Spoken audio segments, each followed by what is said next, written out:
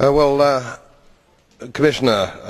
Mr President, I rise again, I am afraid, to make the same old hoary speech that I have been making here for several years, and that is, it is my opinion that you do not really understand the concept of banking.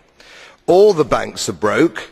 Bank Santander, Deutsche Bank, Royal Bank of Scotland, they are all broke. And why are they broke? It isn't an act of God. It isn't some sort of tsunami. They are broke because we have a system called fractional reserve banking, which means that banks can lend money that they do not actually have. It is a criminal scandal and it has been going on for too long. To add to that problem, you have moral hazard, a very significant moral hazard from the political sphere. And most of the problem starts in politics and central banks, which are part of the same political system.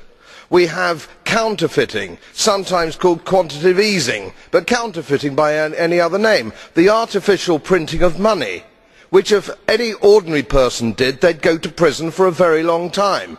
And yet governments and central banks do it all the time. Central banks repress the amount of interest that rates are, so we do not have the real cost of money.